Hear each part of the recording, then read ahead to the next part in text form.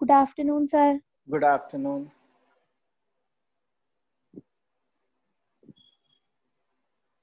Sir ये chapter तो आ नहीं रहा है हाफ ईयरली में तो। Half good afternoon sir. Good afternoon, good afternoon. ये हाफ ईयरली में नहीं आएगा ये? No sir. सर आज पूछा था हमने प्रदीप सर से, तो अवर एनवायरमेंट वाला दे रहे हैं सर। अच्छा। सर ये थोड़ा कॉम्प्लेक्स है ना। हाँ, अच्छा अच्छा, तो क्या करें हम? आपको should we continue with this chapter और शुड वी, क्योंकि इसमें आपको थोड़ा समझने का ज्यादा है। तो क्योंकि एग्जाम्स कब से हैं? फर्स्ट से हैं ना? 1 सितंबर। Yes sir. हाँ, तो बहुत कम समय बचा है, 1 वीक बचा है। Yes sir. ठीक है, वो भी पूरा नहीं है एक्चुअली। हाँ, तो अब तो सर इसे बाद में करा दें। हाँ, तो ये मैं ना कराऊं ना, क्योंकि मेरे ख्याल से हाँ आप फोकस नहीं कर पाएंगे इस पे। तो हम ये यस सर। कंफर्म्ड है ना बिल्कुल, ये एग्जाम में नहीं आएगा? यस सर, आज पूछा था तो सब सर मना कर रहे थे। अच्छा ठीक है, तो अगर ये नहीं आएगा तो इसको हम छोड़ देते हैं। फिर आप ये बताइए हम आज क्या करें? हमारे पास साइंस का आज और कल क्लास है, राइट? राइट। Yes sir. हाँ, यस सर। तो हाँ, हम उसमें अभी तक हम क्या कर चुके हैं? साइंस में हमने किया है 10 में हमने क्या किया है अभी तक? फिजिक्स में sir sources of energy chapter किया है। हाँ, तो वो तो काफी सिंपल चैप्टर है, उसमें आपको कोई रिवीजन चाहिए? No sir. वैसे नो उसका सर। थोड़ा कोर्स भी कम कर दिया गया है, उसका थोड़ा सा कोर्स कम भी किया हुआ है उन्होंने, लेकिन हमने पूरा किया है वो chapter.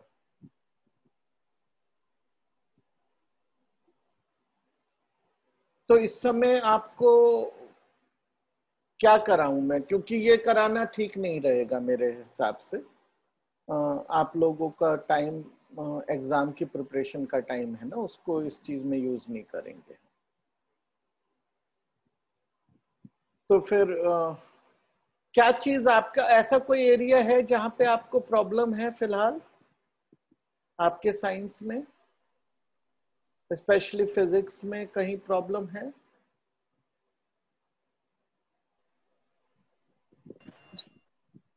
Sir metal and non metals करा दीजिए। Yes sir.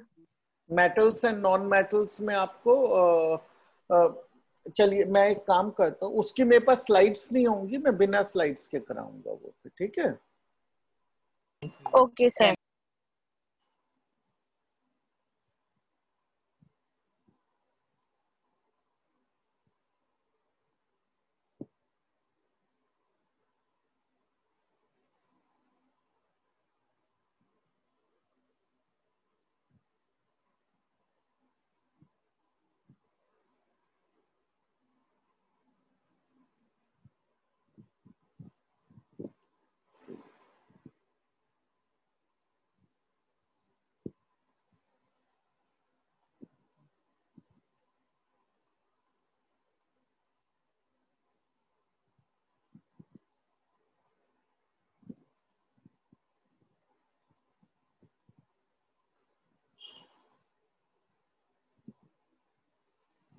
ओके, तो आपको ये दिखाई दे रही है? This is the chapter you want to do, right? Yes. Yes sir. ठीक है, तो obviously we will not go through everything, we will start with you know a revision of this. Okay, तो सबसे पहली चीज ये है कि मेटल्स, देखिए समझने की बात यह है कि सबसे इंपॉर्टेंट चीज जो मैंने कभी कभी देखा है कि बच्चे कंफ्यूज होते हैं, वो ये है कि ये क्लासिफिकेशन किस चीज की है। जब हम बोलते हैं मेटल्स और नॉन मेटल्स, तो ये किस चीज की क्लासिफिकेशन होती है? एलिमेंट्स। एलिमेंट्स की होती है, right? So it is very important कि एलिमेंट्स की है, राइट? सो अगर कोई क्वेश्चन ये पूछे कि इज वाटर अ मेटल और a non metal, right, then it is a irrelevant question. That question has no, because it is a compound. it's a compound, right? So compounds में metal non metals नहीं होते, ठीक है, तो अब ये classification किस तरह की क्लासिफिकेशन है? ओके, ये इस तरह की क्लासिफिकेशन है जिसमें कि हमने एक चीज की प्रॉपर्टीज पे फोकस किया और जो भी उस प्रॉपर्टी से मैच नहीं करती हैं चीजें, उनको हमने अलग निकाल दिया, राइट? जैसे कि हमने कहा कि एनिमल किंगडम्स में दो तरह के जीव होते हैं, ह्यूमंस एंड नॉन ह्यूमंस, आदमी और जानवर, राइट? तो जब हमने बोला कि आदमी और जानवर, तो आदमी में तो समानता है लेकिन जानवरों में कोई समानता नहीं है। उसी तरीके से जब हमने मेटल्स और नॉन मेटल्स बोला, तो मेटल्स में तो बहुत समानता होती है आपस में, तो वो एक मीनिंगफुल क्लासिफिकेशन होती है। जो नॉन मेटल्स है उनकी क्या प्रॉपर्टी है जो मेटल की नहीं है, बस हम जो मेटल की प्रॉपर्टी नहीं है उसी को हम नॉन मेटल की प्रॉपर्टी बोल देते हैं। तो नॉन मेटल की कोई अपनी प्रॉपर्टी नहीं है, राइट?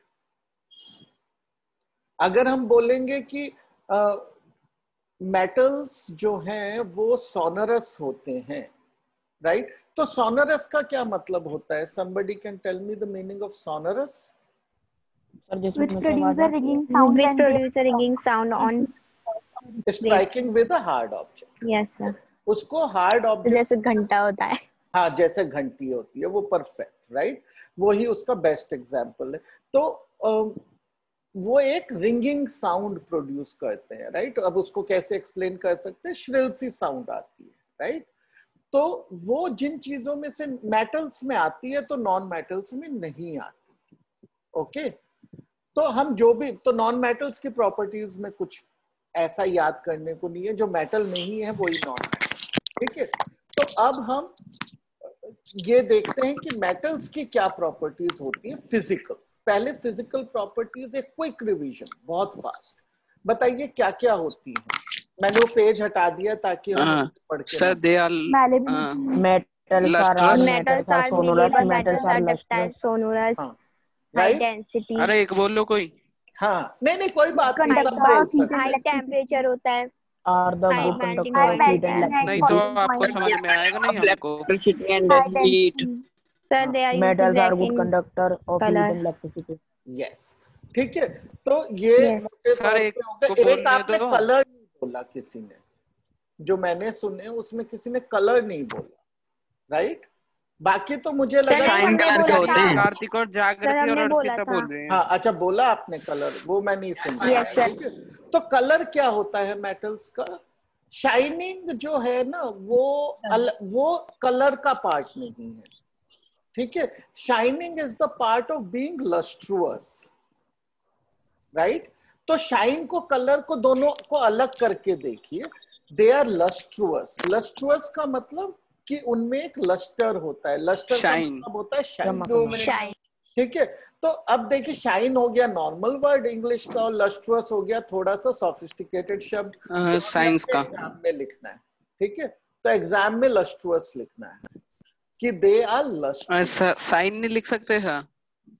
शाइन नहीं देखिए, लिख सकते सर? मेरे ख्याल से शाइन लिख सकते हैं, लेकिन the word is lust. Sir more attractive बनाने के लिए हम लिख सकते हैं लस्ट्रस। हाँ, lustrous is the right word. Okay, उसके लिए जो वर्ड हम यूज करेंगे लस्ट्रुअस यूज करेंगे, ठीक है? उनमें लस्टर होता है, वो लस्ट्रुअस होते हैं, ठीक है? तो एक एडजेक्टिव है, एक नाउन है। तो वो इंग्लिश हमारी, उससे नंबर नहीं कटते हैं हमारे, लेकिन आगे जब हम पढ़ते रहेंगे तो अच्छा है कि हम सही बोले, राइट? तो वो लस्ट्रुअस होते हैं, वो अलग बात हो गई। उससे हमें कलर नहीं पता चला। कलर, उनका जो यूजुअल कलर है वो होता है grey. Metals are grey in colour, ठीक है? तो अब ये हो गए, लेकिन इनमें से ऑलमोस्ट हर एक चीज के एक्सेप्शंस होते हैं, ठीक है? नेचर में इतने क्लियर कट रूल केमिस्ट्री में हमें नहीं मिल पाते, ठीक है? केमिस्ट्री में हम जो भी पढ़ेंगे उसका एक्सेप्शन होगा ही होगा, ठीक है? इस तरह के जब प्रॉपर्टीज के रूल्स होते हैं उनके एक्सेप्शन होते हैं। तो अब हम एक एक, good morning sir, good morning, एक एक लेंगे और उसके एक्सेप्शन को देखेंगे। ओके, तो चलिए शुरू। Okay, sir. कलर की बात हम कर रहे थे, मेटल्स आर ग्रे, तो उनका एक्सेप्शंस बताइए कि ऐसे सर मेटल, फिक्स थोड़ी है कि वो ग्रे ही सर होंगे। Gold, sir gold. Gold is yellow, और बोलिए yes sir. Copper is sir red. Copper brown होता है। ब्राउन की जगह आप उसको रेड लिख सकते हैं, ब्राउन। Okay sir. हाँ, ब्राउनिश रेडिश ब्राउन टाइप होता है। Red is yes sir, okay colour, right? Reddish लिख सकते हैं। हाँ, रेडिश लिख सकते हैं उसको, ठीक है। तो copper is reddish and gold is yellow, तो ये उसके हमारे याद रखने के हो गए, राइट? अब बताइए, और प्रॉपर्टी लेते हैं हार्डनेस, राइट? तो hardness, Except sodium and potassium, all the metals are hard. हाँ, okay, that's a very strong statement. In general yes sir. है, उसके एक्सेप्शन, एक्सेप्ट नहीं कह सकते हम, लेकिन काफी सारे मेटल्स, सर ये बोल सकते हैं normally sodium, metals are hard. हाँ। अब ये बताइए कि एक्सेप्शंस तो होते हैं, सोडियम पोटेशियम मेन एक्सेप्शंस हैं, ठीक है, और And आप lithium मर्करी also. भी बोल सकते हैं, लेकिन mercury is not a good example, ठीक है। सर मर्करी, एक्सपेक्शन बताने जरूरी है? हाँ, एक्सेप्शंस तो आ ही सकते हैं ना एग्जाम में। देखिए, एग्जामिनर नहीं क्या सर, चेक, अगर हम फिजिकल प्रॉपर्टीज लिख रहे तो ये हमको बताने जरूरी है उसमें? नहीं, अगर वो उस पर डिपेंड करेगा कि क्वेश्चन कितना आपसे डेप्थ में पूछा गया है, ठीक है।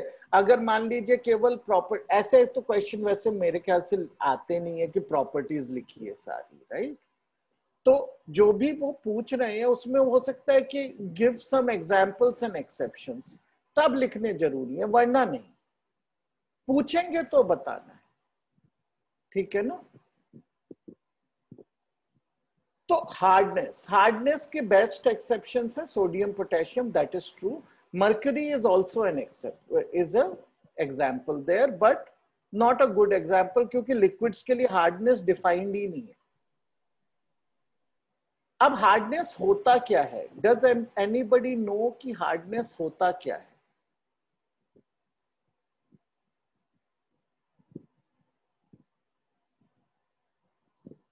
हार्डनेस Sir, क्या high चीज? सर जिसकी density, हाइट एक्सटेंड हो। जिसकी high density हो. नहीं, यस सर, वो टेक्सटाइल स्ट्रेंथ हो। हार्डनेस से कोई सब, डेंसिटी का हार्डनेस से कोई रिलेशन नहीं है। हार्डनेस, देखिए क्या होता है ना कि ये टर्म्स को थोड़ा आपको ध्यान से देखना है, ठीक है। चाहे एग्जामिनर पूछे ना पूछे, हमें तो अच्छा सीखना है, राइट? तो इसलिए हम ध्यान से देखते हैं कि जो हर एक टर्म है इसमें उसका एक स्पेसिफिक मीनिंग है। हार्डनेस प्रॉपर्टी होती है किसी दूसरे चीज को स्क्रैच करने की, ठीक है। सर हार्ड रेजिस्ट करने की। स्क्रैच करने की, अगर मैं दो चीजों को लेकर एक दूसरे से रब करूं, राइट, और एक चीज पे स्क्रैचेस आएंगे, दूसरी पे कम आएंगे स्क्रैचेस, राइट? तो जिस पे स्क्रैचेस, जो ज्यादा स्क्रैच करेगी वो हार्डर है, राइट? तो अब जैसे मान लिख के चलिए कि आप अपनी एक चाकू लेकर अपनी डेस्क पे मारते हैं, करिए मत, लेकिन करते हैं अगर ऐसा, तो स्क्रैच चाकू नहीं होगा, डेस्क होगा, राइट? Yes sir. तो लोहा लकड़ी से ज्यादा हार्ड है। कई बार लोग हार्डनेस को रिजिडिटी के साथ भी कंफ्यूज कर देते हैं। रिजिडिटी क्या होता है? रिजिडिटी का मतलब होता है कि they will retain their shape, अगर मैं उस पर फोर्स लगाऊं तो शेप नहीं बदलेगी, वो होती है रिजिडिटी। हार्डनेस उससे थोड़ी रिलेटेड है, लेकिन पूरी तरह नहीं। हार्डनेस है कि स्क्रैच करने की ability, right? So metals rigid भी होते हैं किसी हद तक, और हार्ड, डेफिनेटली हार्ड होते हैं, काफी हार्ड होते हैं, जबकि हार्डेस्ट मटेरियल मेटल्स नहीं होते हैं, नॉन मेटल्स में है एक दो। मेन तो डायमंड है जो बहुत हार्ड होता है, राइट? तो इसीलिए डायमंड से आप किसी भी चीज को घिसेंगे स्क्रैच हो जाएगी वो, लेकिन डायमंड स्क्रैच नहीं होता। ऐसा क्यों सर? क्योंकि डायमंड ज्यादा हार्ड है। सर वो हार्डेस्ट मटेरियल है। हाँ, hardest naturally occurring material. Yes sir. Okay, तो जो ज्यादा स्क्रैच दोनों होते हैं। अगर मैं लेके डायमंड से किसी चीज को घिसता रहूंगा तो कभी ना कभी डायमंड में भी स्क्रैचेस आई जाएंगे, लेकिन जब तक मैं वो करूंगा तो स्टील के मेरे 4-5 ब्लेड्स खराब हो चुके होंगे और डायमंड पे एक हल्का सा स्क्रैच आएगा, क्योंकि डायमंड स्टील से बहुत ज्यादा हार्ड है। तो हार्डनेस ये होती है, ठीक है। Metals are also to some extent rigid, but वो बहुत इंपॉर्टेंट बुक में है भी नहीं वो दिया हुआ, तो उसको हम छोड़ के चलेंगे। अब दूसरी प्रॉपर्टी लेते हैं। जैसे बहुत इंपॉर्टेंट प्रॉपर्टीज हैं मैलेबिलिटी एंड डक्टिबिलिटी, तो ये इनकी डेफिनेशन भी आ सकती है। क्या होता है मैलेबल, क्या होता है ductile? Some matter can be drawn into sheets. It is called malleability. हाँ, okay. And what is ductility? Metals metal can can be be drawn into made thin wires. into This wire. property is called as Is ductility. known as नहीं, एक बोलिए कोई पूरा एक साथ पूरा definition. Ductility is a metal can be drawn into wires. Yes, okay. तो आपको नंबर पूरे आ जाएंगे, लेकिन राइट वर्ड्स हमको यूज करने हैं। हम कहेंगे मैलेबिलिटी में कहेंगे beaten into thin sheets. Yes. अगर हम उसको बीट कर कर थिन शीट बना सकें तो मैलेबल होता है, होता है। ठीक है। बीट कर कर मतलब लिया हथौड़े से मार के पतला कर दिया, ठीक है। And drawn into thin wires is ductility, मतलब उसको पकड़ा और खींचा, खींचकर हमने उसका तार बना दिया, राइट। तो वो डक्टाइल हो गया। अब आप शीट्स तो बहुत चीजों की बना सकते हैं, राइट। शीट तो आप बहुत चीजों की, लेकिन आप उसको पीट पीट कर नहीं बना सकते शीट, है ना। अब जैसे मान के चलिए कोई नॉन मेटल है, उसकी भी बहुत थिन शीट्स अवेलेबल हो सकती हैं आपको, लेकिन वो हथौड़े से मारकर नहीं बनी है। It is not beaten into sheets, वो थिन शीट ऐसे चिपका के बना दी है बस, ये बस। Okay, so ability of being beaten into thin sheet is malleable, drawn into wires is ductile. तो अब इसके एक्सेप्शंस, एक्सेप्शन क्या होंगे मैलेबिलिटी के? सर सोडियम पोटेशियम दोनों में ही आ जाएंगे। हाँ, सोडियम पोटेशियम, और इसके अलावा आपको याद रखना है तो लेड, ठीक है। लेड जो है LEAD लेड, ठीक है। तो लेड जो है वो ना तो डक्टाइल है ना मैलेबल है, ओके। सोडियम पोटेशियम बहुत सॉफ्ट होते हैं, सर इसलिए सोडियम पोटेशियम के साथ लिथियम भी तो आता है। जो नॉन मैलेबल है। Yes sir. हाँ, लिथियम भी मेरे हिसाब से नॉन मैलेबल ही रहेगा। Lithium is also a relatively soft metal and a fairly reactive metal, ठीक है। Not as reactive as sodium potassium but still very reactive, okay. तो इनके ये एक्सेप्शंस हो गए। मर्क्यूरी तो एक एक्सेप्शन ऑलमोस्ट हर एक चीज में होता है, ठीक है। कुछ चीजें हैं, चलिए ये एक इंटरेस्टिंग क्वेश्चन बताइए। मर्क्यूरी ज्यादातर मेटल की प्रॉपर्टीज में एक्सेप्शन आएगा, कुछ प्रॉपर्टीज बताइए जिसमें मर्क्यूरी एक्सेप्शन नहीं है, क्योंकि अगर हम उसे मेटल बोल रहे हैं तो वो कुछ तो सर ये रूम टेम्परेचर पर लिक्विड रहता है, वो तो एक्सेप्शन हो गया, राइट। आप वो बताइए जो वो एक्सेप्शन नहीं है, मेटल की प्रॉपर्टीज को मीट करता है मर्क्यूरी, वो कौन कौन सी?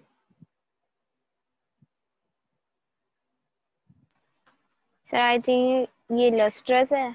लस्ट्रस है, वेरी गुड। लस्ट्रस है। High temperature, high melting point. Melting point तो बहुत लो है उसका, नेगेटिव डिग्री सेल्सियस में होता है, मुझे याद नहीं है क्या होता है, लेकिन नेगेटिव में होता है, राइट। तो बहुत ही लो मेल्टिंग पॉइंट, वहां पे वो एक्सेप्शन है। उसका हाई बॉइलिंग पॉइंट है, ठीक है। तो वहां पे वो मीट करता है। लेकिन उसके अलावा देखिए लस्ट्रस होता है, वो good conductor of heat and electricity होता है, ठीक है। और कलर उसका ग्रे होता है। वरना उसके अलावा ज्यादातर चीजों में it is an exception. It is not hard, it is not rigid, it is not sonorous, right?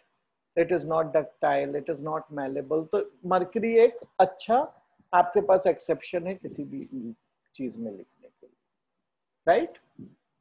तो ये हमने मेजर उसके, हाँ अब कंडक्टिविटी है, कंडक्टिविटी में कोई एक्सेप्शन है क्या? Sir the exception of graphite, हाँ वो नॉन मेटल्स में एक्सेप्शन, नॉन राइट? मेटल्स हाँ Yes, मेटल्स sir. में, वो तो non-metal. हाँ lead is not a good conductor. It is, but it still conducts. It's not a very good. Yes, sir. Con. Tungsten is Okay. also not a very good conductor. Okay? Sir, but conductor है. हाँ तो इसलिए वो pure exceptions नहीं है, right? सो बिल्कुल non conducting metals नहीं होते. ओके ठीक है, तो दैट इज अ प्रॉपर्टी जो काफी हद तक सभी मेटल्स मीट करते हैं, बट डिग्री अलग है उसकी. ठीक है, चलिए अब नॉन मेटल्स के एक दो एक्सेप्शंस देख लेते हैं. ठीक है, तो नॉन मेटल्स लस्ट्रुअस नहीं होते हैं. कौन सा लस्ट्रुअस होता है? Sir, Iodine. iodine. Iodine is a lustrous non-metal. Also, one form of carbon is also lustrous. Actually, two forms of carbon are lustrous. Diamond, Diamond. Graphite. Yes, sir. Okay. Non-metals are not good conductor of. Sir, लेकिन graphite and होता है. electricity except graphite. Graphite. Except graphite. Graphite is a good conductor of Electricity. Electricity. And which is a good conductor of heat in non-metals? Diamond is a good conductor. Sir carbon, Diamond. Graphite हो जाएगा वो तो.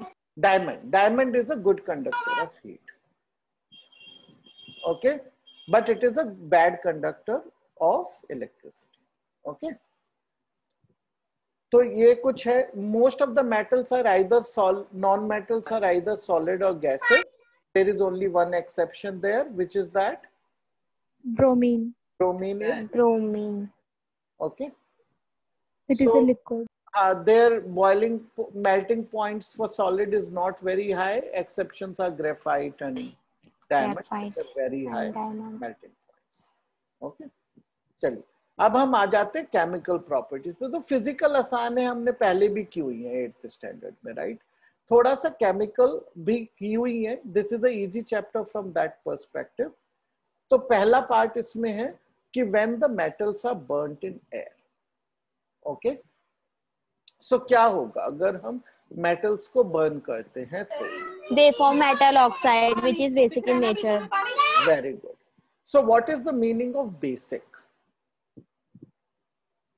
Sir, And sir, on when that we it put goes to litmus blue. paper in it, it.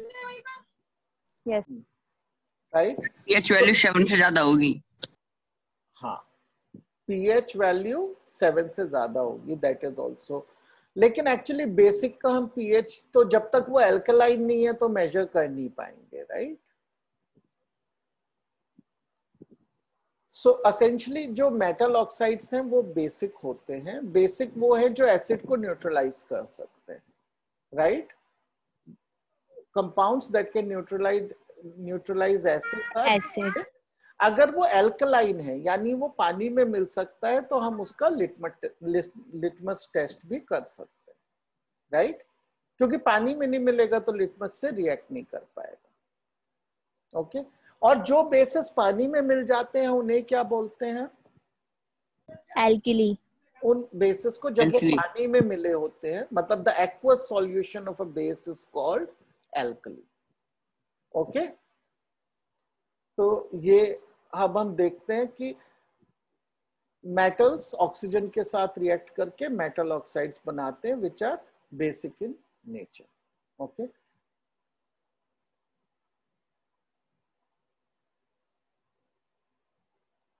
तो अभी हमने बोला कि basic oxides वो होते हैं जो एसिड के साथ रिएक्ट करते हैं. ओके, और सॉल्ट Yes, sir. बनाते हैं या फिर दूसरी भाषा में एसिड को न्यूट्रलाइज कर सकते हैं. ठीक है, वो बेसिक डेफिनेशन है बेसिक की, राइट? वो बेसिक की Yes, sir. फंडामेंटल डेफिनेशन है. ब्लू लिटमस रेड होता है, या फिर what was the other thing somebody said, हाँ pH वैल्यू ग्रेटर देन 7 होती है, ये उसके रिजल्ट्स हैं, ओके, सिम्टम्स हैं। जो मेन चीज है वो एसिड को न्यूट्रलाइज करता है। तो लेकिन एक इंटरेस्टिंग चीज होती है कि कुछ कंपाउंड, कुछ metals like aluminium is the best example, zinc भी होता है उसमें। जो एल्यूमिनियम है वो क्या करता है, उसका जो ऑक्साइड है वो एसिड से भी रिएक्ट करता है और बेस से रिएक्ट करता है। सर उन्हें एम्फोटेरिक ऑक्साइड बोलते हैं। हाँ, तो उनको एम्फोटेरिक, ओके, एम्फोटेरिक वो है जो दोनों प्रॉपर्टीज शो करता है, बेसिक की भी और एसिडिक की भी।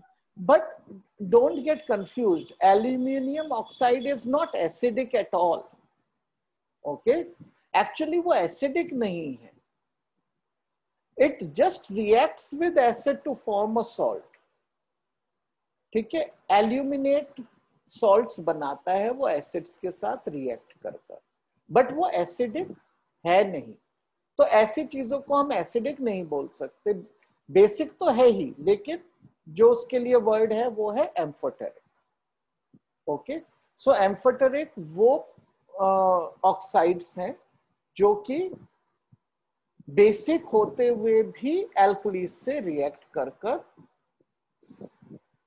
सॉल्ट्स बनाते हैं, ठीक है।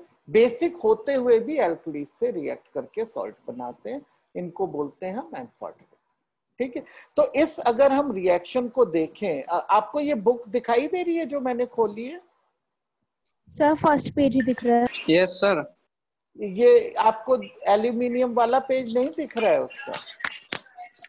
No sir, no sir.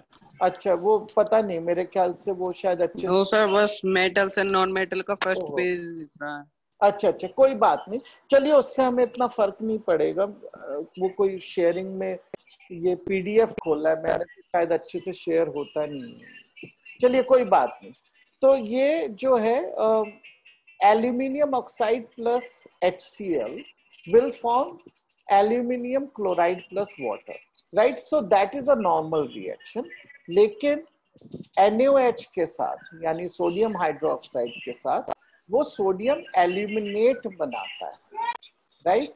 तो इसमें जो याद रखने की चीज है वो एल्यूमिनेट है, और एल्यूमिनेट का फॉर्मूला, एल्यूमिनेट होता है AlO2, AlO2 minus, single minus valence, ठीक है, दैट इज एल्यूमिनेट।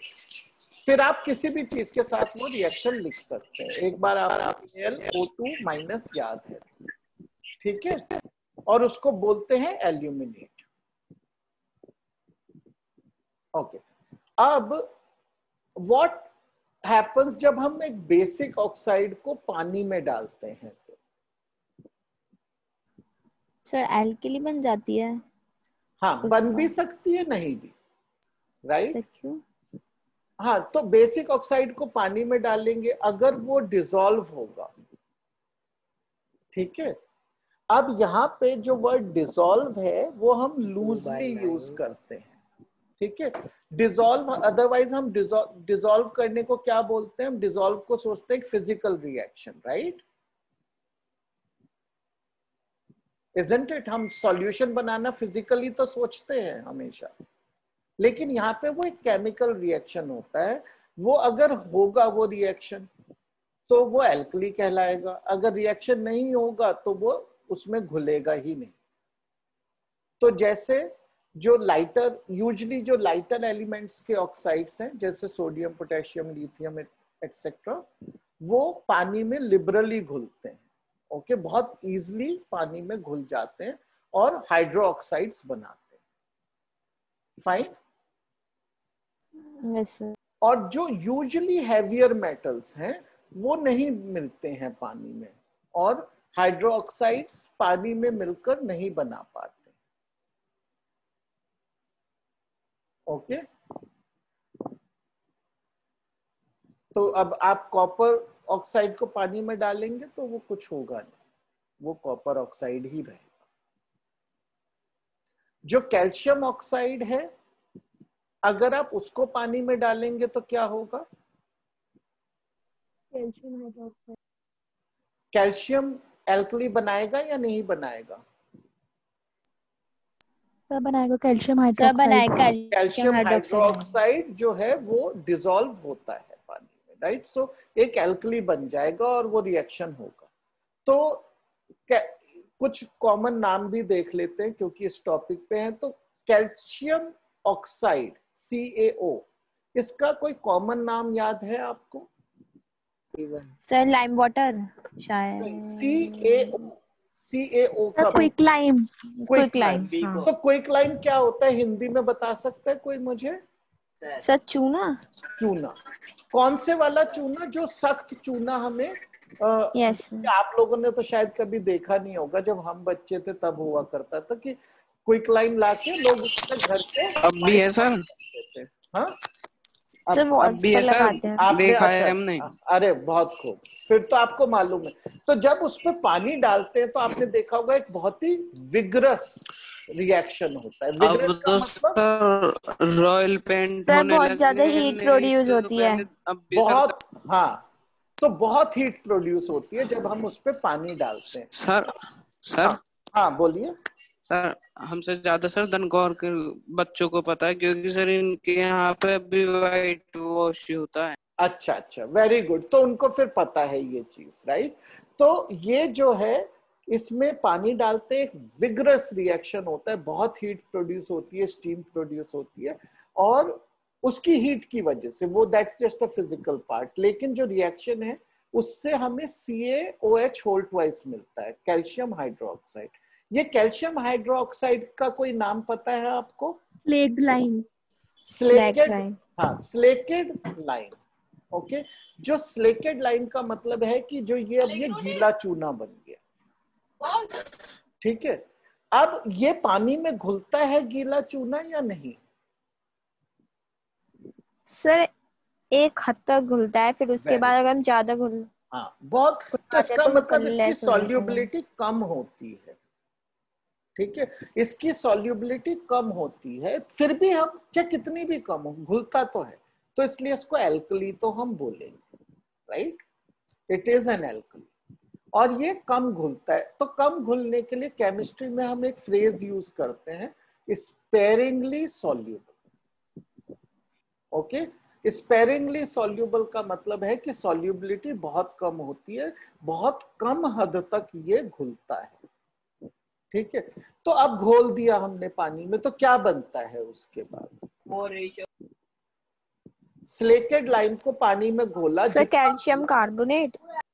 नहीं नहीं, देखिए हम केवल घोल रहे हैं, अभी कोई फिजिकल रिएक्शन। अच्छा सर अभी घोल रहे हैं। हाँ, तो क्या बनता है? स्लेकेड लाइम को पानी में घोला। सर मिल्की वाटर बनता है। नहीं, मिल्की नहीं बनता, लाइम वाटर। लाइम वाटर बनता है। Yes sir. तो अब आप देख लीजिए, 3 नाम हमने इस पूरे संदर्भ में समझे, राइट?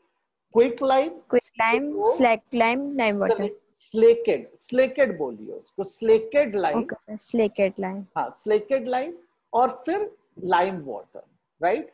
तो ये सब जो है इनमें लाइम वर्ड यूज होता है, और ये क्योंकि लाइम स्टोन से ही आता है। सर लाइम वाटर का फॉर्मूला क्या होता है? वही CaOH whole twice. Slaked lime, lime water same formula है, लेकिन फिजिकल सर कंडीशन बस जब लाइम तो वाटर, सर अगर जब हम वो स्लेकेड लाइम को वाटर में डिसॉल्व कर वाटर रहे हैं में, तो स्लेकेड लाइम जब भी वो बन लाइम रहा है। वाटर बन जाता है। हाँ, तो बेसिकली तो सर पानी फिर तो डिफरेंस ही क्या हुआ?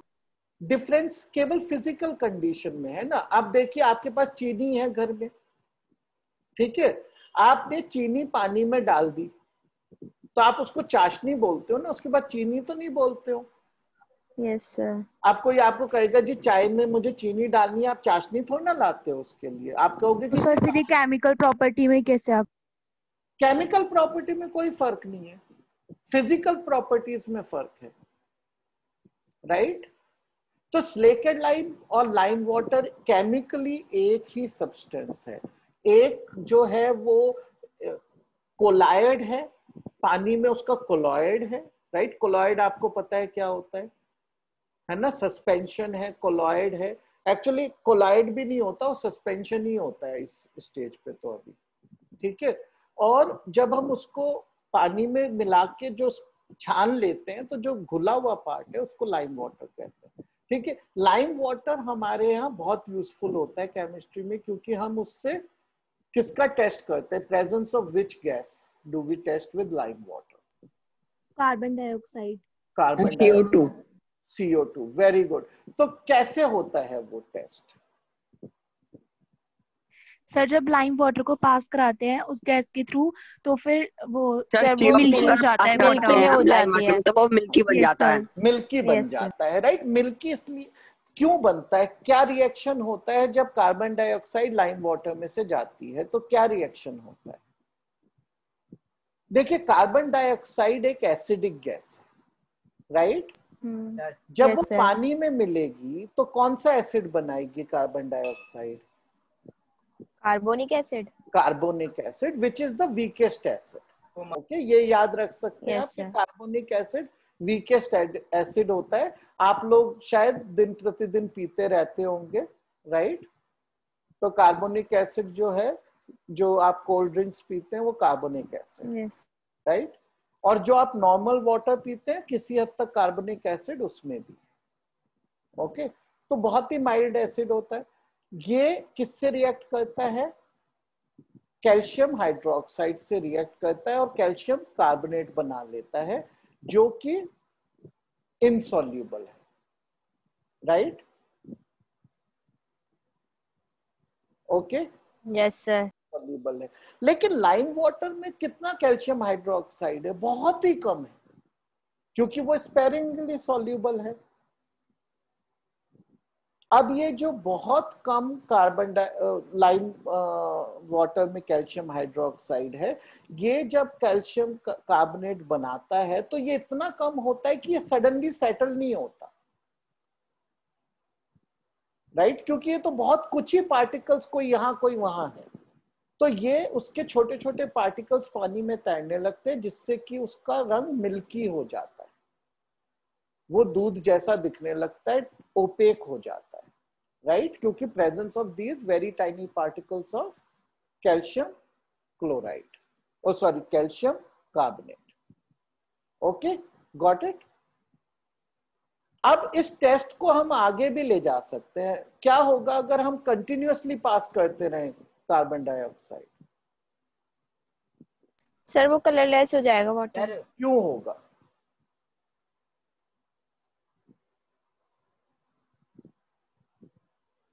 वो इसलिए होगा कि कैल्शियम कार्बोनेट को हम वापस एक एसिड के साथ रिएक्ट कर रहे हैं, राइट।